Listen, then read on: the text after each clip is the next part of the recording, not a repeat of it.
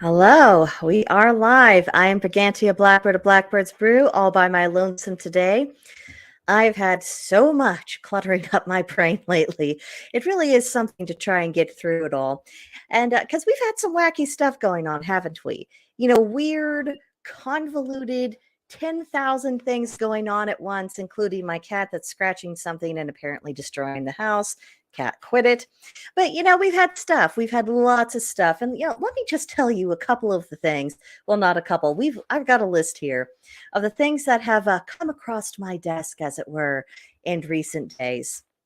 So, we've got the whole Chinese balloon issue.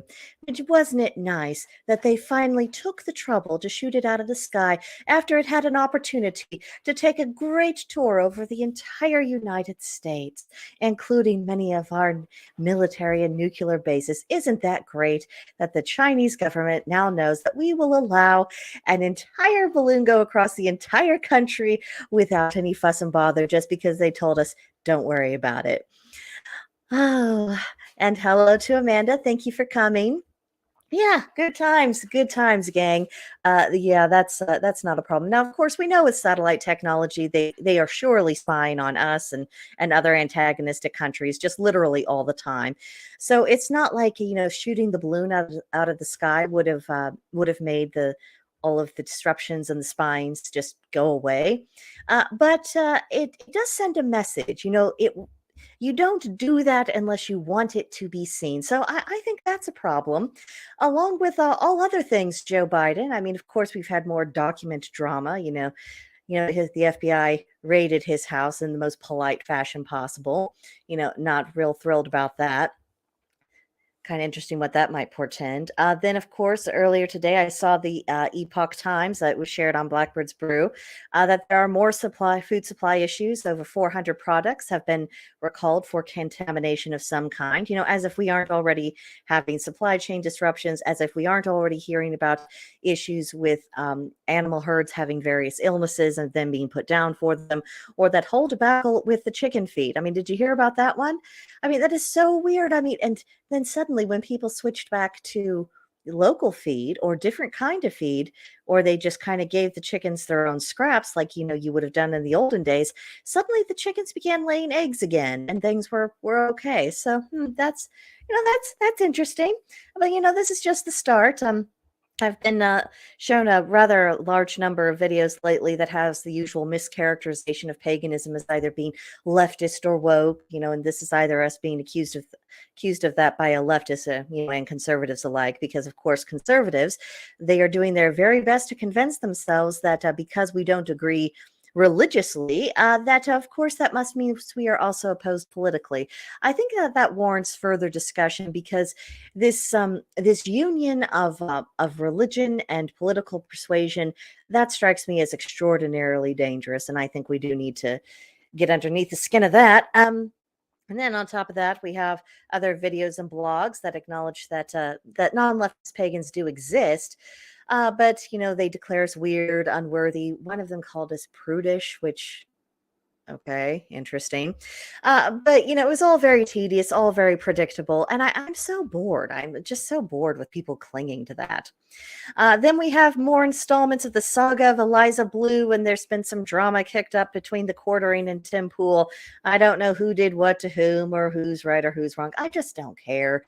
It is so odd.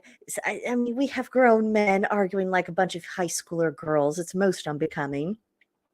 And Amanda, I just saw your comment. Weird coincidences, look no more, peasants. Yeah, I mean, that's exactly what it feels like. It's so insulting the way they tell us, oh, don't trust your lying eyes. Don't trust the truth of your own experience. Just believe what we're telling you.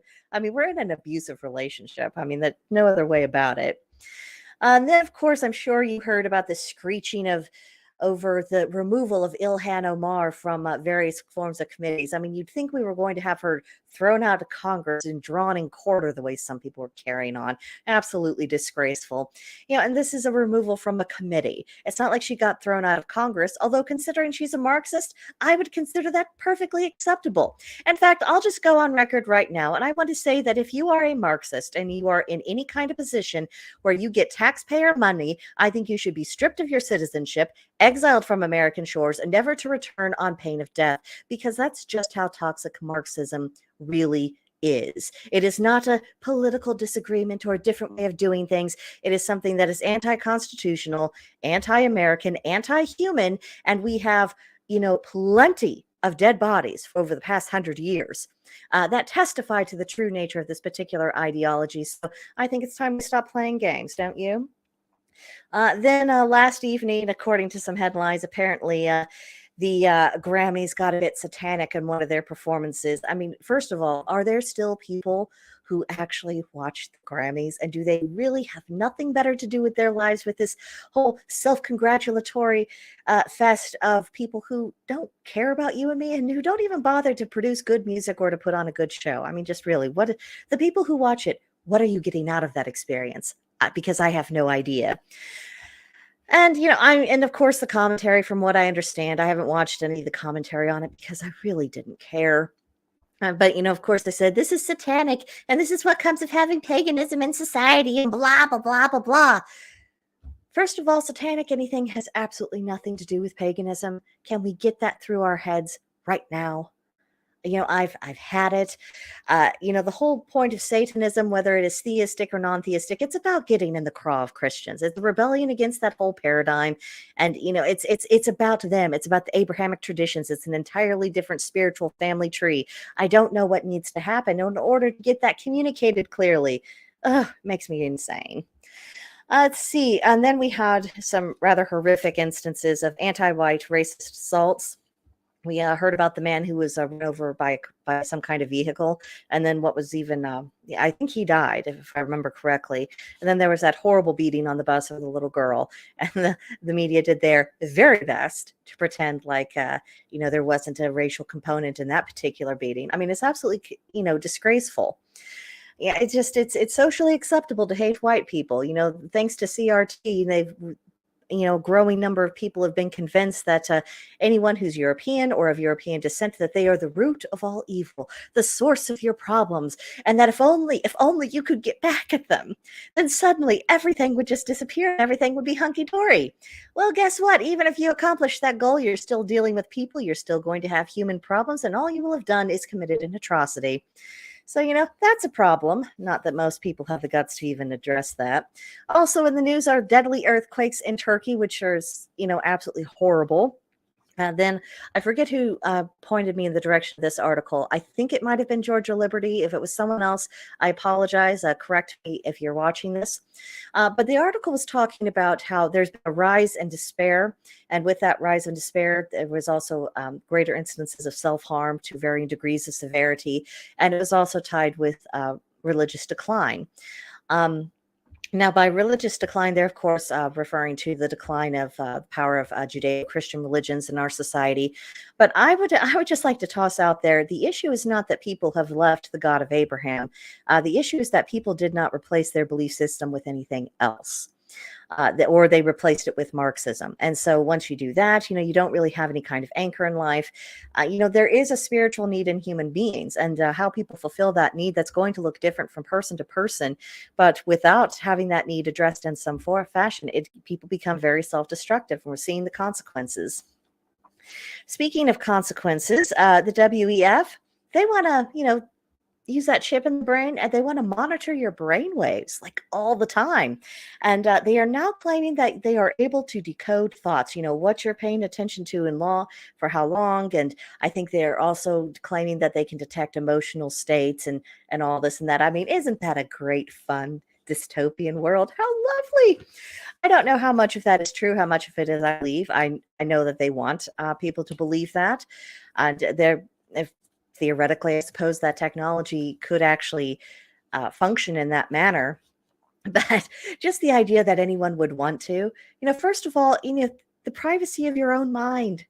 We all have thoughts floating around in our heads that, aren't the business of other people, that you don't need other people to really be knowing about. And of course, once you start monitoring this, you can say, we have found that people who have these brainwave patterns, they're more likely to do this or that. And then suddenly, we are in Minority Report and we have pre-crime and you're getting arrested for something that you haven't done. something you might have thought about doing, something that you might have rejoiced to have done, but you didn't actually do it. But, they want a world in which they can do that to you, because this is all about quashing the rebellion of the peasantry, because it was so annoying in times past. I mean, there was limits, technological limits to how much the feudal overlords were able to control the people.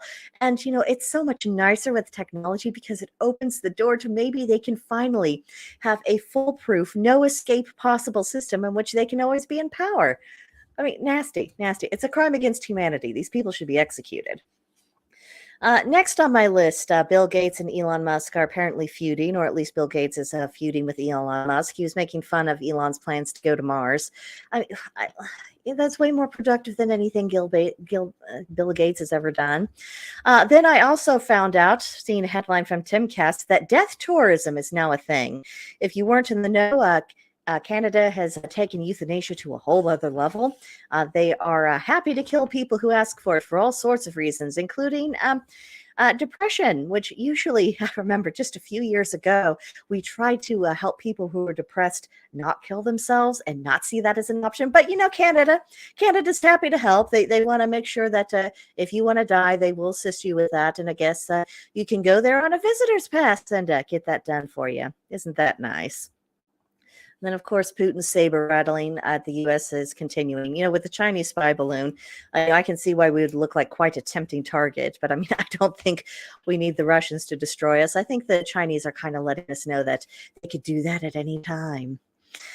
Then, on a brighter note, Project Veritas has been very busily exposing Pfizer, and hasn't that been fun to watch? But also on the medical front, it was shared by Druid Fox and in the Gilded Group today that, according to an article in the New York Post, more women are giving up hormonal birth control because they're seeing detrimental side effects, which that is huge, because it has been posited that the many decades of women being on various forms of hormonal birth control, that hasn't only messed up their own hormones, and that hasn't just messed up who they select as a marriage mate, but also women who get pregnant while on the pill. There's been some interesting correlations. You have more masculinized female babies, more feminized male babies. And there has been some discussion of, is this why there seems to be a rise in people who are attracted to the same sex? Is this a reason why there are a rise, for people who do believe themselves to be in the wrong body? Could it be that, by messing around with the hormones, in the earliest developmental stages, maybe it's having these effects, to say nothing of what's happening when these hormones get into the water and the wastewater supply, because of course that eventually gets back into the normal water supply. And, suddenly we have men with lowering sperm counts and, lowering levels of testosterone, and things between men and women are all very odd. How much of this isn't just a component of the ideological ridiculousness we've experienced? How much of this comes right down to our hormones and us monkeying around with them? It's a worry. It's a worry. Then the other day, Georgia Liberty shared a video with me. It was a lady who was experiencing what I would describe as a bit of an existential crisis. She was talking about how she wondered if experiencing extreme trauma had an effect upon one's memory, if it made it sharper, clearer, what that would mean. But she also got into talking about other things, about how she wanted to live life in such a way to where she wasn't a slave, to where she felt like she was being productive, doing something meaningful, getting some fulfillment, and doing this in a way as a free person, not being driven just to be driven, but actually having something to show for all of her hard works. And she was in such a vulnerable position. And I'm really quite worried for her, because it sounded like someone who was at the end of their tether, and someone who was at least open, if not actively looking for someone just to give them instructions. Now, if you are willing to allow someone else to tell you what to do, eventually you will encounter someone who is very happy to accommodate you, and then you're in their power. And when people are so vulnerable, they just want some kind of confidence, some kind of leadership, some kind of structure. They don't necessarily take too close of a look as to what it is they're being instructed to do. That's how people get roped into, in the extreme cases, nasty things like cults. So I'm concerned, because not only for that lady as an individual, but because I don't think she's the only person out there who's experiencing feelings of this kind. So there's that. And then, just to top everything off, put a little cherry on top, I've been encountering quite a number of anti-Loki videos lately. And And I'm sick of it. It has been tap dancing on my nerves. The completely childish, unsophisticated, unnuanced look that people, have on Loki. I mean, I understand how in times past, I understand where it came from, but I don't understand why people are not taking a closer look at the myths themselves. I don't know why they're saying, oh, well, our ancestors didn't seem to worship him, so, therefore we shouldn't either. Well, I'm sure our ancestors did all sorts of things that we don't know anything about. And that's not really the issue when it comes to Loki and other controversial gods. The real question is, do they have lessons to teach us, and are those lessons relevant in the day and age? I mean, it's so easy to write off a deity that people feel uncomfortable with for one reason or another is just this one-dimensional mustache twirling villain that there's nothing else to them. They're just there to be evil. And I thought, you haven't come very far from Christianity if that's the way you're thinking, because in Christianity, you have the devil, the father of the lie, the one who egged Adam and Eve on getting themselves into trouble. And so sometimes when people come to paganism, they haven't quite let go of that mentality, and so they just look for a new villain, and then just that's just the villain. And Loki's been made one of those, and I hate it because yes, he makes use of a lot of chaotic energy, but it is transformative chaos. It can be the life force as well as a destructive force. And when it comes to destruction, well, it really depends on what we're trying to destroy, whether or not that's a moral thing or not. Think of all of the institutions in our society that are doing the most horrible things imaginable to us. So, I mentioned the WEF. I'm sure you can think of half a dozen other organizations or governments or both who are just doing things that actively go against the interests of people. Don't we want their stranglehold of power to be destroyed? Don't we want that? Doesn't it make sense that Loki and other gods who understand the need to sometimes you've got to fight your corner, and sometimes you've got to, do what you got to do in order to make things turn out? I mean, don't they seem like deities who have some wisdom to share with us right now? But, maybe that's just me. Obviously, I was just taken in by the handsome face of Tom Hiddleston playing Loki in the Marvel movies. Oh, no, it couldn't possibly be anything like I read the stories and I looked at things from Loki's point of view and I saw, would I react so differently if I had been in his shoes? Now, there's a question to contemplate. But all of these things I've mentioned for the past nearly 20 minutes, this is just a sampling of what's been going on, in just a sampling of what I am aware of going on, to say nothing of all the things I just haven't heard about yet. I mean, it's a lot. And, a lot of these things absolutely require a far more greater response than the mere mentioning I just gave them today. And sometimes that response can come in the form of, being very outraged, being very passionate, here's my case against this. And that can be very emotionally cathartic. But here's the problem. All too often, after people make these impassioned speeches or they do this point by point refutation of something, that's kind of where things end. They themselves and the people watching and listening to them, that's all. They got their emotional release. They feel better about the world. Somebody stood up and said something, and it doesn't translate into people actually doing something themselves. And I would just like to say, I think that's a problem. It's also a problem with how we talk and discuss about these things, because it's very difficult with a lot of these issues to say something that hasn't been said 50,000 times by 50,000 other people. I mean, just ad nauseum. I mean, those of us who get it, we get it. And, the people who have become awakened to what's going on and the nature of it, we have all gone out of our way to educate ourselves, haven't we? So, how we speak amongst each other is obviously going to be very different than if we encountered someone, whose eyes were just recently opened and they said, I think there's something screwy going on with the world. And, I wonder if anyone else was noticing. I mean, you deal with that person very differently than you deal with someone who's like, oh yeah, I'm on that wavelength. We got issues and we need to take steps to deal with those. And that's really what's been on my mind lately, because I think we need to really embrace the duty of taking corrective action. And the fact that thus far conservatives have really, really sucked at that is one of the reasons why conservatives tend to lose. I mean, just for too long, whether it's politics or culture or even religion, it's become a spectator sport. Who got, the most jabs in on the internet, who got the most likes, who got the most shares. I mean, it has become so superficial. It's become an outrage culture all of its own.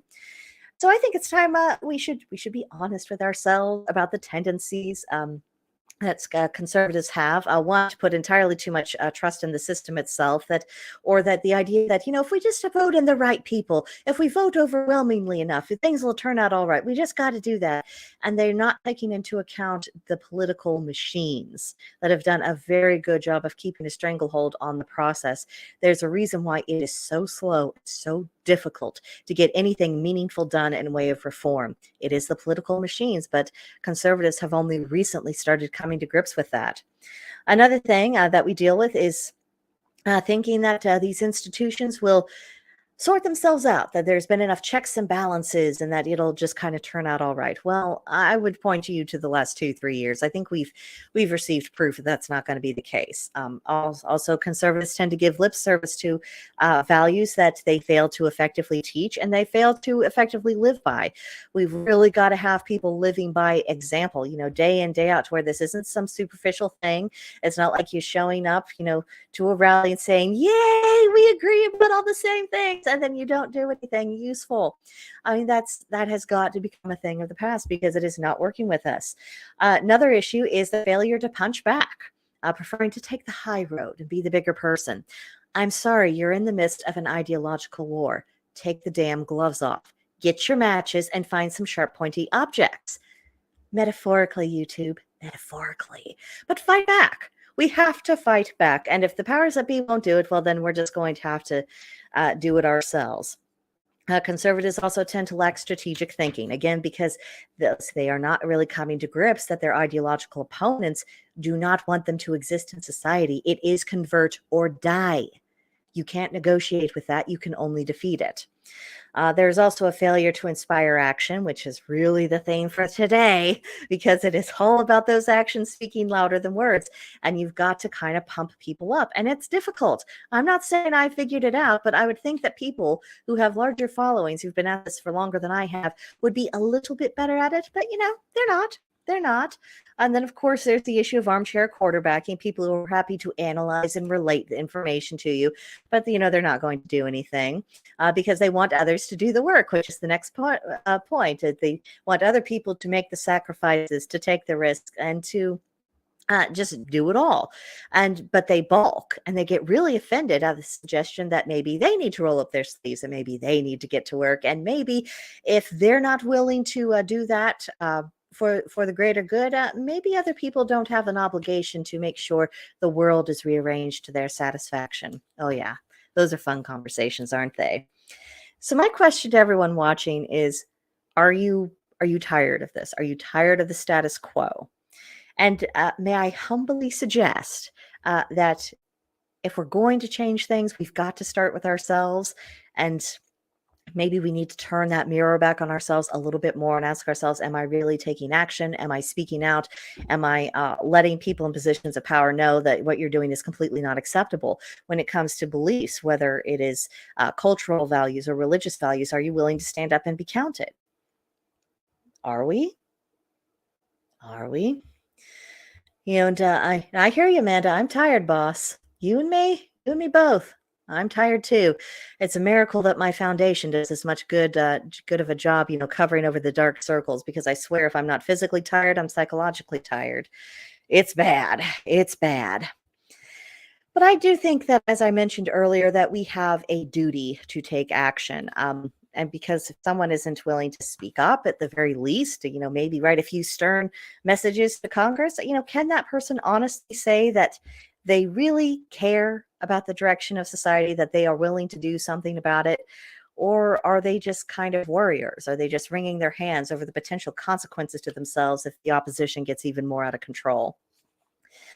I think there is a myth that only people in special circumstances, or who have a lot of money, or who have nothing to lose, or just happen to be extra super duper brave, only they are capable of publicly speaking out against the insanity, and therefore it is their duty, their mission, their responsibility, destiny, and fate to do so on behalf of everyone else. That isn't true. That is an excuse. That is something that people tell themselves so that they can stop feeling guilty about all the things that they have not taken up to do. Now, I would love it if more people were open and honest about their actual views. Again, whether we're talking about politically, culturally, or spiritually. But I would say to those who struggle with being as open as I am right now, showing my face on camera, what about taking an anonymous approach? You can absolutely make videos without ever showing your face. And certainly, podcasts definitely don't have to show your face for that. Blogs, or whether you're, tweeting or doing other things, that can be done without actually revealing your identity. So what's stopping you? Especially those who are passionate, especially those who have well formulated and reasoned out opinions, ideas, people who have solutions to propose, people who have something really to offer to the conversation. What's stopping you? Because you can do it in a way that makes it, safe relatively for your own circumstances. So what's stopping you? You can take that first step. It's absolutely within your power. Other people are willing to help you. I mean, my point is, we shouldn't be letting our fear stop us. Fear is a terrible, terrible ruler. And when we form a habit of bowing to fear, it is inevitably self-destructive. And I would encourage everyone to not fall prey to the illusion that, well, I can't do anything right now, but when the time is right, I will take a stand. Will you? Because if you don't take a stand now, the odds are you're not going to do so if and when things get more dangerous. I mean, the odds of that are really infinitesimal. And I would encourage people not to be under any illusion about that. Because in all likelihood, people who are too scared or, who feel like they can't, because of their job or this or that. I mean, we've all heard these excuses. We heard them all through COVID for why they couldn't stand up to that, didn't we? Yes, we did. But the people who won't do it now, and in all probability, they're just going to continue to bend the knee. And that kind of cowardice, it is deadly to the soul long before it affects other people. And we have seen a lot of cowardice in the past couple of years. I want to go back to that example of COVID. You had people reporting on their neighbors. That actually got mentioned in a recent interview that Michael Malice did with Dave Rubin, because Michael Malice, he was doing some research. He was talking about the Soviet days, after the fall of the Soviet Union, about people who had been informing on each other and opening up the files and letting people see what was going on, who was doing what. And to his astonishment, it wasn't the case of, these secret police coming and beating people up or putting guns to their heads or threatening their families or anything else, or paying people, outrageous amounts of sums to, come and tell people on their neighbors and their family members. No, it was just, the sister-in-law who didn't get along with you, the neighbor who was bored, people who weren't really getting anything out of it at all. They would just go up to the secret police and they would tell you all sorts of things because they told themselves it was the right thing to do. It made them feel powerful, important, like they were doing something handy. Such a pity they didn't redirect that instinct to doing something to actually overthrowing that kind of tyranny. That would have been useful, but that was their easy way out. They cooperated with the authorities and they did so willingly. And we saw the same thing during COVID.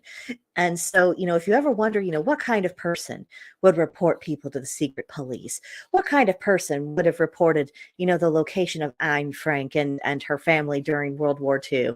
What kind of person does that? Well, you already know. You might be next door neighbors with them.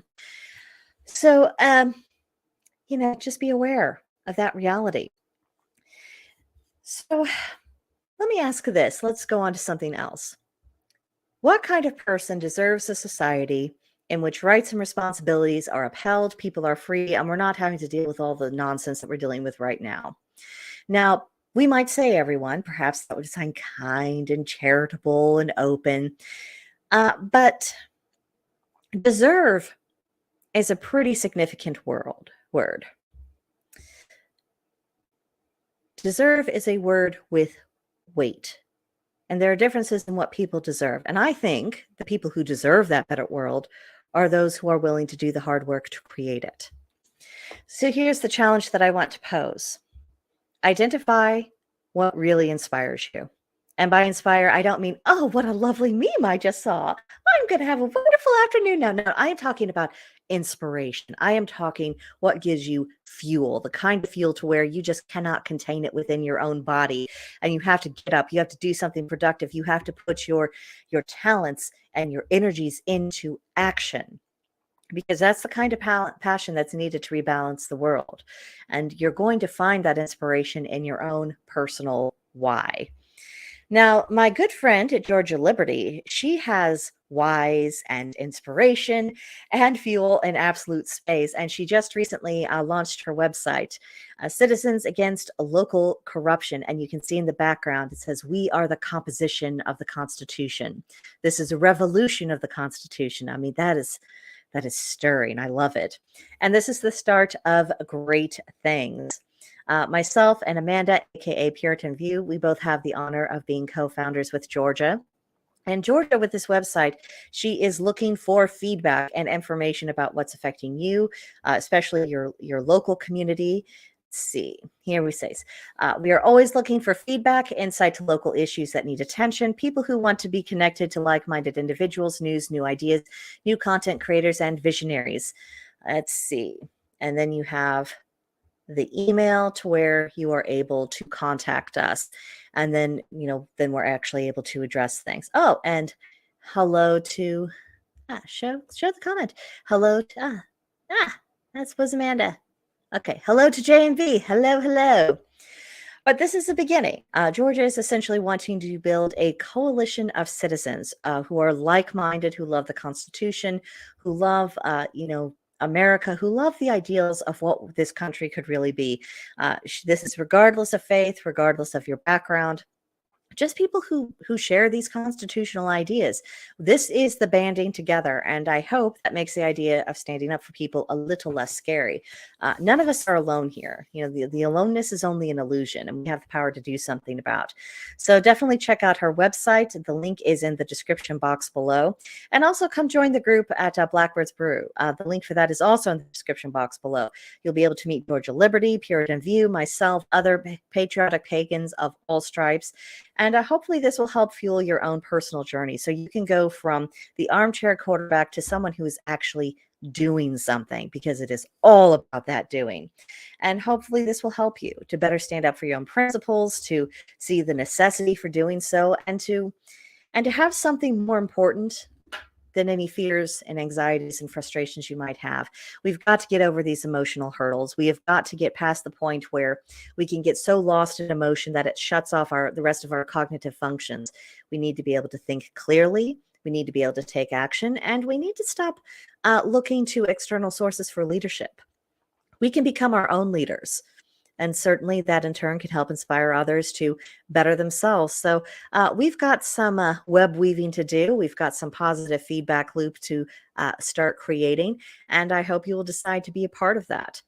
But I think that's all I have to say on that topic today. Thank you ever so much for joining me. There wasn't a whole lot of back and forth today, just because, I had all of this junk and I had to get this crap out of my head before it made my head explode. But hopefully you can see why sometimes if Georgia and I and Amanda are a little bit slow in getting to a topic, is just because there's so much going on and we're constantly reevaluating what to prioritize, how to address something, and what is actually going to be most effective, because we don't want to just be running our mouths on the internet, just getting, little frustrations out of our system. I mean, that's good and okay up to a point, but what we really want to do is inspire people to take action, seize control of your own life, claim your agency, and understand that you are not dirt underneath anyone's feet. You are not to be walked upon or preyed upon or treated as anything less than a human being. That's what we really believe, and that's we hope we're able to communicate that to you, and we hope that we can start connecting with you with some resources that will help you stand up for yourself even more than you already have. So, okay, definitely enough rambling for now. Hope to see you in Blackbird's Brew. Till next time, hit that like and subscribe button. Leave me a little comment if you would be so very, very kind, and I'll see you later. Bye.